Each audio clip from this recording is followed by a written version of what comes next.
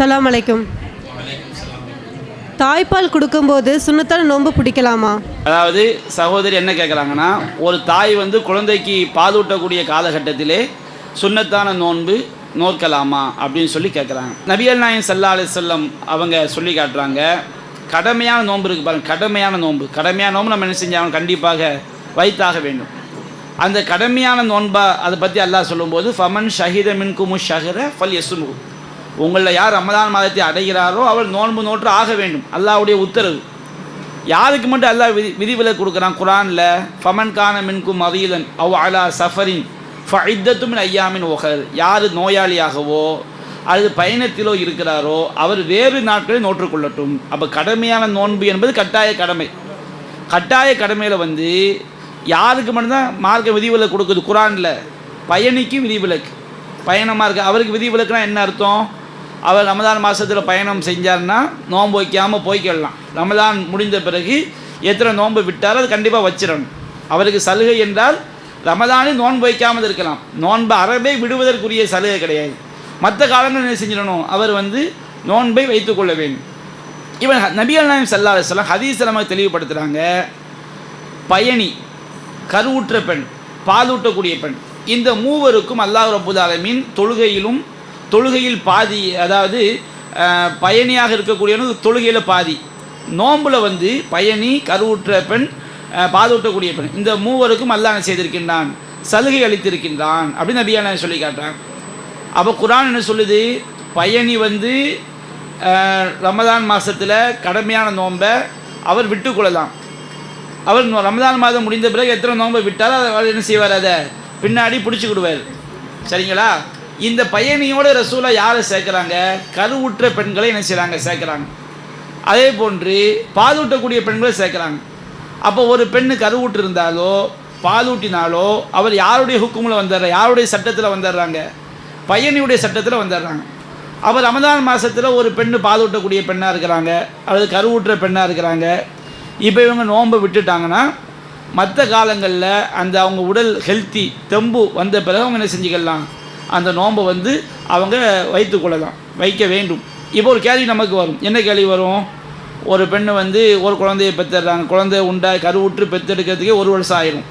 பால் ஊற்று 2 வருஷம். அப்போ ஒரு குழந்தையை பெற்று பால் குடி மறக்கிறது 3 வருஷம் ஆயிரும். 3 வருஷம் நோன்பு விடுபட்டுருது. அதுக்கடுத்து அடுத்து ஒரு குழந்தையை உண்டாக்கிட்டாங்கன்னா அடுத்து ஒரு 3 வருஷம். அடுத்து ஒரு குழந்தையை உண்டாகிட்டாங்கன்னா அடுத்து ஒரு இப்படி 10-20 வருஷம் என்ன செஞ்சிடும்? அவங்களுக்கு நோன்பை விடுற மாதிரி நிலைமை வந்துடும். இப்போ இவங்களுக்குரிய சட்டம் என்ன? அவங்க என்றைக்கு நோன்பு வைக்கிற தகுதி வருதோ அன்றைக்கி எவ்வளோ முடியுமோ அவ்வளோ வச்சுக்கலாம். முடியணும் வச்சுக்கிடுங்க. லாயு கல்லி ஃபுல்லாக நஃப்ஸன் இல்லா உஸாஹா. அல்லாஹ் என்ன செய்ய மாட்டான்? எந்த ஒரு ஆத்மாவையும் சக்திக்குமே நிர்பந்திக்க மாட்டான். அவங்களுக்கு இது அல்லாஹ் ஏற்படுத்திய, அல்லாஹ் அனுமதித்த ஒன்று குழந்தைகளை பெறுவதும் பாலூட்டுவதும். அதனால் இறைவனுக்குரிய கடமைகளை செய்ய முடியாமல் போனால் அல்லாஹ் கண்டிப்பாக என்ன செய்ய மாட்டான்? குற்றம் பிடிக்க மாட்டான். இப்போ நீங்கள் ஒன்றை புரிஞ்சுக்கிடுங்க, கடமையான நோன்பையே பாலூட்டக்கூடிய பெண்கள், கர்ப்பிணி பெண்கள் விடுவதற்கு மார்க்கம் சலுகை அளித்திருக்கும் போது நீங்கள் சுன்னத்தான நோன்பை பாலூட்டக்கூடிய பெண்கள் வைக்கலாமான்னு கேட்டால் வைக்காமல் இருப்பது தான் சிறந்தது. ஏன் நபிகள் நாயகம் ஸல்லல்லாஹு அலைஹி வஸல்லம் அவங்க பயணத்தில் ஒரு சஹாபி நோன்பு வச்சுக்கிட்டு கூடாரத்தில் உட்கார்ந்துருக்காரு. அப்போது ரொம்ப களைப்பாக இருக்கார். அப்போ நபிகள் நாயகம் என்ன கேட்குறாங்க? இவர் என்னென்னு கேட்கும்போது இவர் நோன்பு வச்சுருக்காரு. அப்போ நபிகள் நாயகம் சொன்னாங்க, பயணத்தில் நோன்பு வைப்பதில் எந்த நன்மையும் இல்லைன்னா. பயணத்தில் நம்ம நோன்பு வைப்பது கூடும் என்பதற்கு ஆதாரம் இருக்குது. அது எப்போ வைக்கலாம்? நமக்கு எந்த களைப்பும் இல்லை, எந்த பாதிப்பும் நமக்கு இருக்காது. அப்படி இருந்துச்சுன்னா பயணத்தில் ஒரு ஆள் நோன்பு வச்சா தப்பு கிடையாது. நாம் பயணத்தில் இருக்கிறோம், நமக்கு ரொம்ப சோர்வாக இருக்குது, ரொம்ப கஷ்டமாக இருக்குது, இப்போ நான் எப்படியா நோன்பு வச்சுடுவேன்னு நினச்சாருன்னா அவர் பாவி. அவர் நோன்பு அவர் இபாபத்தான்னு விளங்கக்கூடாது. அவர் எப்படிப்பட்ட ஆள்? அவர் பாவம் செய்கிறார். அது நன்மையே கிடையாது. நபிகள் நாயகம் ஸல்லல்லாஹு அலைஹி வஸல்லம் ரமதான் மாதத்தில் ஒரு பயணத்தில் போகிறாங்க. ஒரு யுத்தத்துக்காண்டி போகிறாங்க. போகும்போது ஒரு பயணத்தில் போகும்போது ஒரு இடத்துல போய் என்ன செய்கிறாங்க? மக்கள் அனைவரும் பார்க்குற மாதிரி தண்ணியை உயர்த்தி காட்டி நோன்பை விட்டுடுறாங்க. சஹாபாக்கள் நபிகள் நாயகத்தை பார்த்து என்ன செஞ்சிடறாங்க? நோன்பை விட்டுடுறாங்க. ஒரு சில சஹாபாக்கள் நோன்பு வைத்திருப்பதை நபிகள் நாயகம் தகவல் வருது. அப்போ நபிகள் நாயகம் சொன்னாங்க, உலாயிக்கல்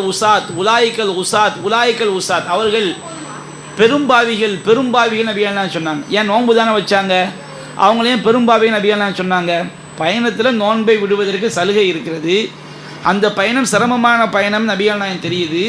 எல்லா மக்களும் நோன்பை விடுவதற்கான ரசூலா என்ன செய்கிறாங்க, தண்ணியை உயர்த்துக்காட்டு ரசூலாவே நோன்பை விட்டாங்க. அவன் சிரமத்தில் இருக்கும்போது நோன்பு வச்சா அவன் செய்கிற நன்மை கிடையாது, அவன் செய்கிறது பாவம், அவன் பாவியாகி விடுவான். அப்போ கடமையான நோன்பையே நாம் ரமதான் மாதத்தில் நோன்பை விடுவதற்கு சலுகை பெற்றவர்கள் சிரமப்பட்டு வச்சா அவன் பாவியாக ஆகிவிடுவான், அவன் நோன்புக்கு நன்மை கிடைக்காதுங்கும்போது நீங்கள் சுண்ணத்தான நோன்பை பாலூட்டக்கூடிய நீங்கள் சிரமப்பட்டு வச்சிங்கன்னா அது அதை விட பெரும் பாவமாக என்ன செஞ்சிடும் ஆயிடும். உங்களுக்கு எந்த ஹெல்த்துக்கு எந்த பிரச்சனையும் கிடையாது, பிள்ளைக்கு பால் ஊட்டுறதுக்கு எந்த பிரச்சனையும் கிடையாது, ரொம்ப ஹெல்த்தியாக நீங்கள் இருக்கிறீங்க. அப்படி இருக்கும்போது ஒரு பெண்ணு வைத்தால் குற்றமான்னு கேட்டால் குற்றம் இல்லை என்று தான் சொல்ல முடியுமே தவிர, அவளுக்கு களைப்பாகவோ சோர்வாகவோ அதனால் பிள்ளைக்கு பால் ஊட்ட முடியாமல் போகும்னு சொன்னால் நீங்கள் நோன்பு வச்சா பாவி ஆயிடுவீங்க. கடமையான நோன்புக்கே பாவின்ற சொல்லியிருக்கிறாங்க. அப்போ நான் நோன்பு வச்சுட்டு பிள்ளைக்கு நான் பால் ஊட்ட மாட்டேன், ஏம்மா நான் நோன்பு வச்சுருக்கிறேன், ரொம்ப எனக்கு களைப்பாக இருக்குது அப்படி நீங்கள் சொன்னாலே உங்கள் நோன்புக்கு என்ன செஞ்சிடும், நன்மை இல்லாமல் போயிடும். அதனால் நபிகள் நாயகம் ஸல்லல்லாஹு அலைஹி வஸல்லம் அவர்கள் பாலூட்டக்கூடிய பெண்களை, கர்ப்பிணி பெண்களை பயணியோடு தொடர்புபடுத்தி இருப்பதால் பயணி என்பவன் தன்னுடைய பயணத்தில் எந்த சிரமத்தையும் அவன் அனுபவிக்காமல் இருந்தால் அவன் நோன்பு வைக்கலாம் என்று மார்க்கம் சொல்கிறது. சிரமத்தோடு அவன் நோன்பு வைத்தால் அவன் பாவி என்று மார்க்கம் என்ன செய்கிறது சொல்கிறது. அதனால் கடமையான நோன்புக்கு இப்படி சொல்லும்போது சுன்னத்துக்கு நீங்கள் சலுகையை பயன்படுத்தி கொள்ளுங்கள். நோன்பு வைக்காமல் என்ன செய்ய, நோன்பு வச்சு என்ன செய்ய கஷ்டப்படாதீங்க. உங்களுக்கு ஒரு எந்த விதமான சிரமத்தையும் அனுபவிக்காமல் நார்மலாக நீங்கள் இருக்கிற மாதிரி உணர்ந்தீங்கன்னா நீங்கள் வைத்தால் குற்றம் இல்லை. ஆனால் அது என்ன கிடையாது, வச்சு தான் ஆகணும், அது சிறந்தது என்று என்ன செய்ய முடியாது, சொல்ல முடியாது. இதை உணர்ந்து என்ன செய்து கொள்ளுங்கள், நடந்து கொள்ளுங்கள்.